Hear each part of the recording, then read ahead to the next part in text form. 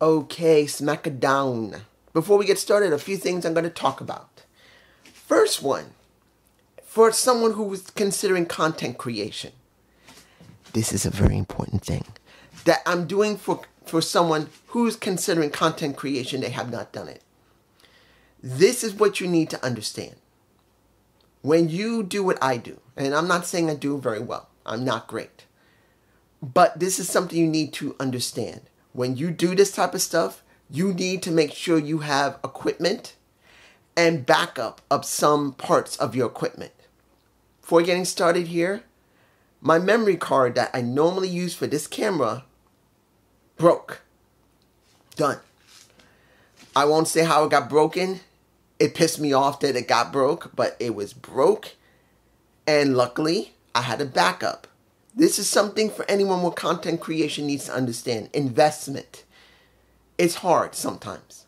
If you got an iPhone, you use that. For me, I'm using a Canon M6 with a Zoom H1N. That's what I'm using. But I am using memory cards. So if you get a camera set up like this, make sure you don't buy one. Buy 3 memory cards if you can. They're not that expensive. I got a 32 gig one. I bought like 3 of them. No, 5 32 gigs for like 40 bucks. $40 or $50 more than a while ago.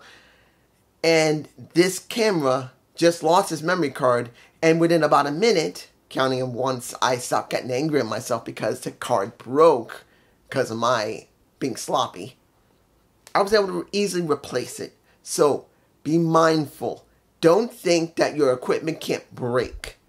Even this camera, I got a very old Canon, I forgot what it's called, Power Shot or something, I can't remember the name of it.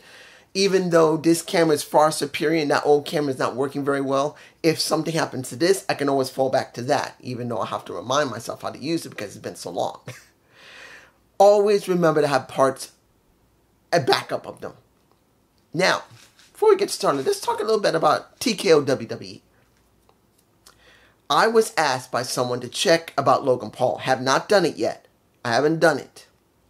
And to be honest, that person's talking about something about some type of deal or some type of trouble. I don't know what it is. Do not tell me.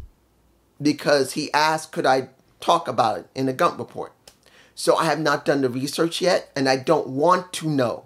If you leave me a comment explaining the entire situation, I will delete it.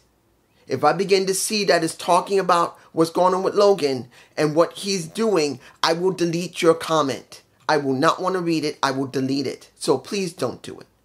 As I said, I'm the type of person who wants to find out for myself, and I don't want to know a lot. Okay?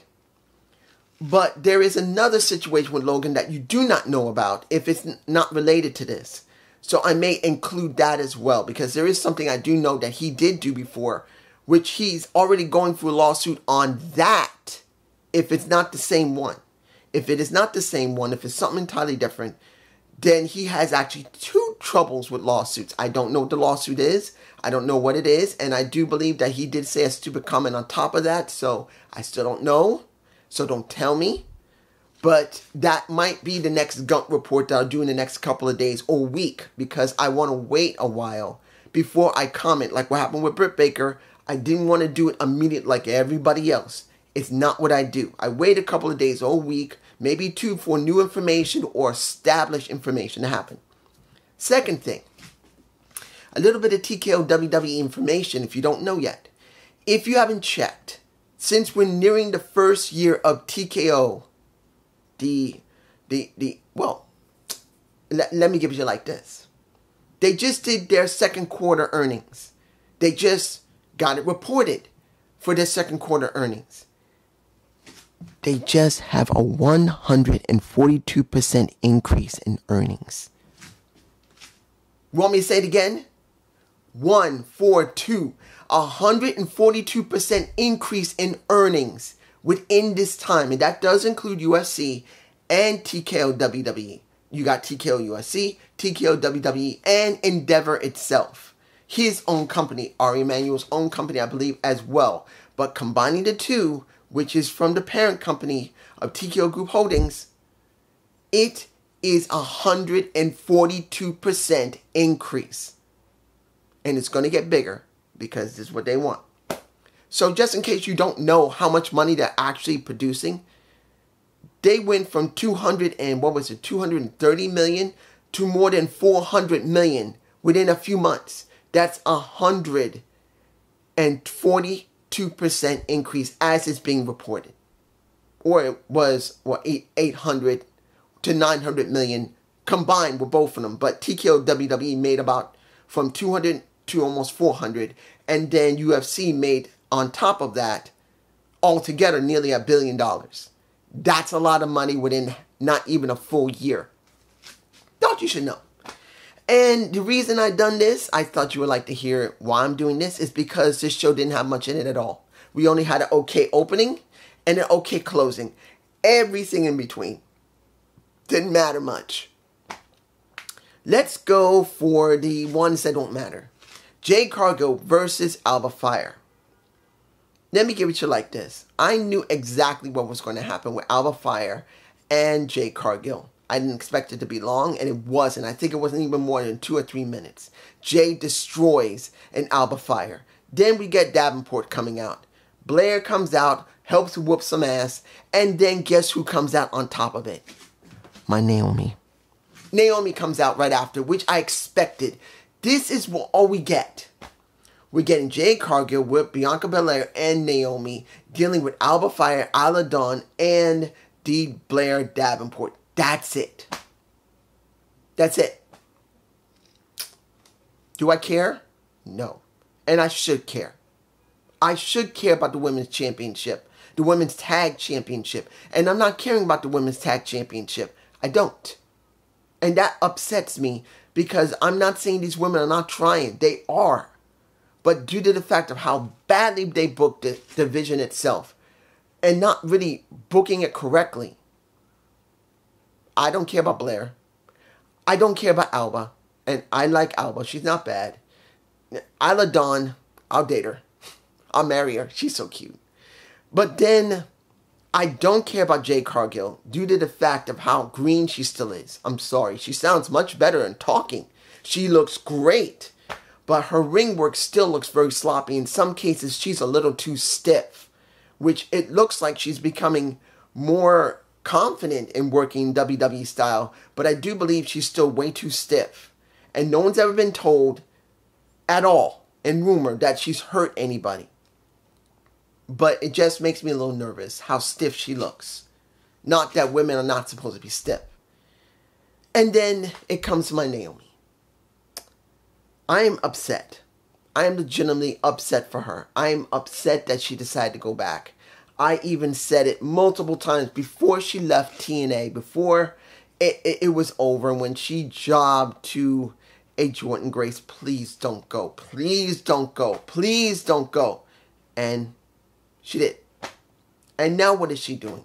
She's not in any major storylines. She's helping along Blair Davenport, I guess. And then she's only working with Bianca and Jade Cargill. Doesn't mean they're friends. They are friends. All of them are generally friends. But you're having the most experienced person there amongst any of them on the main roster. And it's not talking about experience as a wrestler.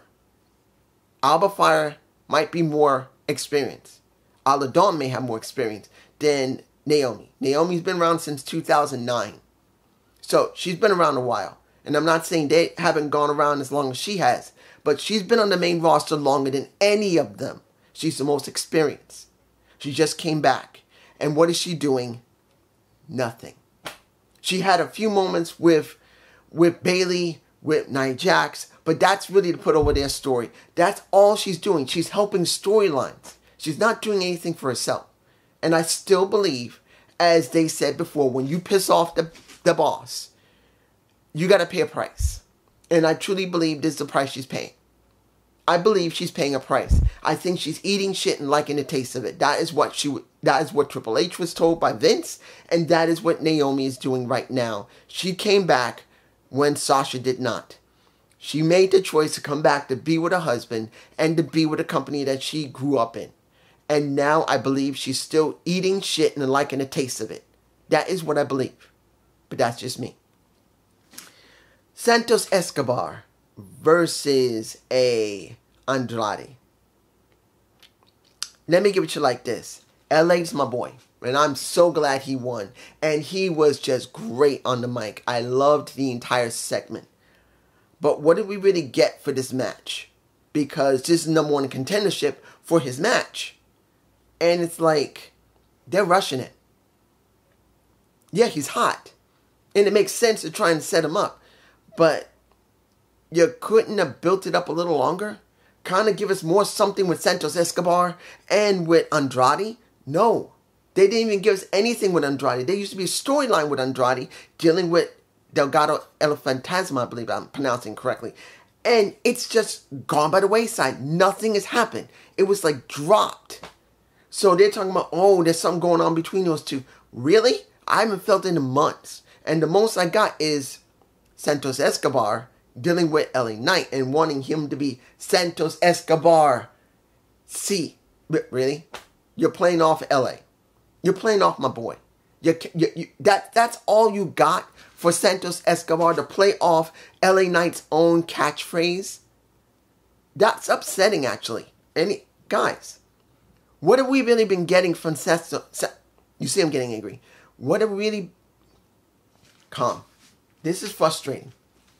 Santos Escobar deserves better than have to use LA Knight's own catchphrase with his own name and saying "see." I want more from Santos, and I'm not getting it. And then there's nothing for Andrade other than working with Melo, because Melo got involved in the match, Melo messed up the match, and now they're going to continue the feud, which is understandable, but that doesn't give Santos Escobar anything. It doesn't. He should be having a storyline with Andrade, which should have been completed, or at least ongoing. Nothing. Now we got Santos, who looks like he'll probably job at Bash at the... Do I believe it's going to make it to Bash in Berlin? Probably. Do I believe there'll be a match for Santos Escobar after that? Probably. But will it mean anything? No, I don't think so. Moving on. DIY versus Pretty Deadly, the other qualifying match for the tag champions. I know I'm skipping the beginning. I'm going to get to that in a minute. I'm doing this one first. Because when you see the situation, you see DIY dealing with Pretty Deadly, who's basically comedic life. And Pretty Deadly the musical is meant to be fun in life.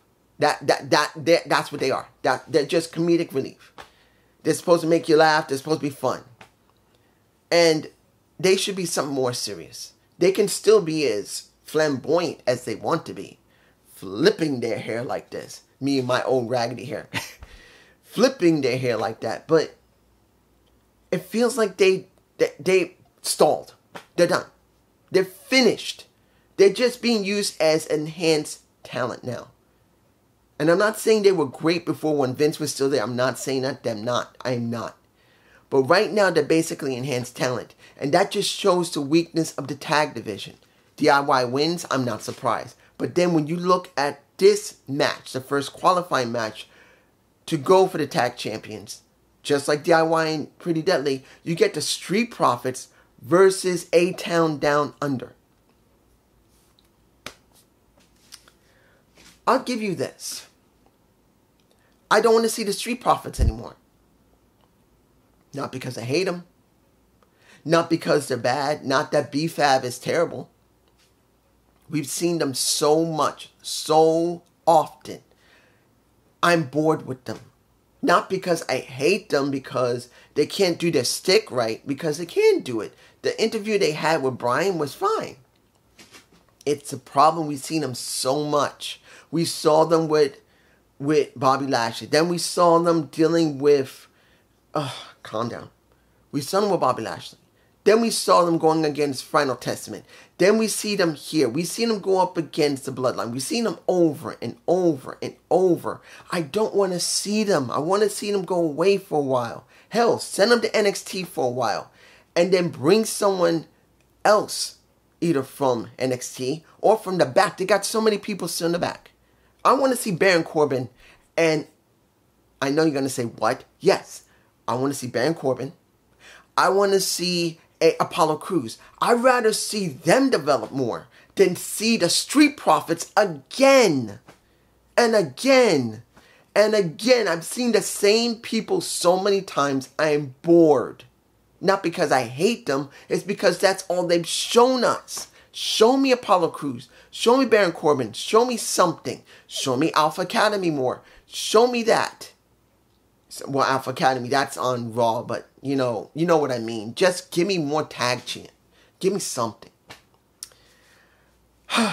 Okay. Let's make this clear. This is all we're going to talk about. We had a good opening and a good closing, and everything else in between was mostly kind of filler, even though the qualifying matches for the tag champions is okay, and then the LA Knights match for the #1 contender was alright. But like I said, what are we getting? We get Cody Rhodes coming out, wanting to talk about the next opponent since he finished Solo. Solo didn't like that. He comes out. Well, technically, before he comes out, he said, I'm going to deal with this problem. Going to deal with Roman Reigns and deal with Cody. He goes and deals with Cody. Cody is saying, you're now crying like a bitch because you lost. Technically. Because he, and Solo said, if Roman Reigns hadn't interfered, I would have beat you. But simply put, the real tribal chief is back. And Solo didn't take that very well. So as they're about to go up against Cody, guess what? We get a KO coming out. And KO basically backs him up, which is fine. That's all we get. That's all we've been getting lately. But then we get a little twist, which I kind of liked. We get Cody talking to KO and pretty much saying to Kevin, look, you've been my friend. I've known you a long time, and I'm about to say something I know you're not going to be happy to hear. You're not going to like, but I want to make this offer. I want to challenge you at Bash of Berlin for my title. And KO says, no, I haven't earned it. Look, my track record for a while now has been hit and miss. It is not good. I haven't earned it. But Cody says, no. People are saying yes. I'm saying yes. I'm going to Nick Aldis and tell him you're getting that match. So, go in the back. As Nick is talking to Cody, you see KO coming out. Kevin says, look, I'm thankful, please. I am thankful, but I haven't earned it. And he says, okay, if you haven't earned it, I guess the only person I've been talking to Cody about was Roman. And that set KO off. He said, what the fuck? He didn't say that, but that's pretty much the implication. He said, what? There are people in the back that got screwed over. He got screwed over. I got screwed over. You want someone who's earned it? Who deserves a shot? I know I haven't deserved it or earned it. Go into that locker room. There are people back there that deserve it. And he says, and this is Nick, there's only one person I know that's earned it. It's right here. He's pointing at him. He says, at Bash at Berlin is going to be KO versus Cody Rhodes. They tricked his ass into getting pissed off by saying that Roman should be left. Because he did say something valid, that who gets a rematch clause? That hasn't been invoked in years. I still owe the rematch clause. That was kind of truthful. So this is what we got. We're going to have a Bash at Berlin. We will have their match, which is fine. But now the main event, which is the only thing that mattered. And, should I even talk about Vinovan? I'm going to leave it. I'm going to leave Da Vinci. I'm going to leave him alone. Giovanni Vinci. I'm going to leave it alone. He did look good, but I'm going to leave it alone. I'm not going to give a full breakdown of what I thought of his vignette. But Solo, looking for Roman. Solo goes to the ring. Solo calls out Roman. He says, you want these? His beads? Come get them. Roman comes out. Whoops everybody's ass except for Jacob Fatu, who's supposedly injured. But I gotta say this. I know someone's gonna say it. Now, before I go any further, I did check the sites right now to see how badly not Solo is hurt, but you see I'm getting a little confused here because there's something that's irking me. But essentially, when I look for Jacob Fatu to see how badly injured he is, there's no reports so far from the sites I went to, about 5 sites. Didn't see any general reports yet. Now, if he is hurt, it will come out soon. But if he isn't hurt, and this is not too badly, and it's not serious, we will be seeing him soon. But seeing Roman whooped everyone's ass, then get whooped himself, then Solo gets the beads back, screaming at Roman, you want somebody? You want these? Come and get me. Come and get me. He's trying to protect Tama Tonga and Tama Loa.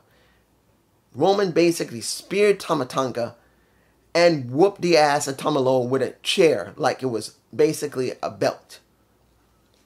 And everybody went insane. They say the OTC is back. I know it's the original tribal chief now. I know it's the original tribal chief, but it isn't. This is what I got to say right now. And I know not anyone's going to agree with me, because I'm sure it will never happen. But this is what I still believe should happen. There is not one original tribal chief. There's not one person that claims to be tribal chief. There are 3. 3 people that can easily claim to be tribal chief right now. You got the original Roman Reigns, who started it all.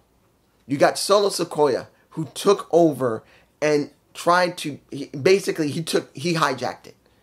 And then there's the uncrowned tribal chief, Jey Uso. I still state this. This is what I think might happen. I'm sure it will not. The war will happen. It's already started. The bloodline war will happen. Jimmy will come back. Maybe Sammy will help out, because they will need it with Jacob. But the person I believe is going to be the hardest to convince, it will not be Jay. It will be Sammy who accept what's going on. It will take him a little bit, but Sammy will accept along with Jimmy. Jay will be the last one to accept. It will not be Sammy. It will be Jay. Jay's the one who started the bloodline breaking up. It will be Jay who will bring it back together. But this is what I truly believe should happen, even though I know it will not. This is what should happen. What should happen, the bloodline war happens.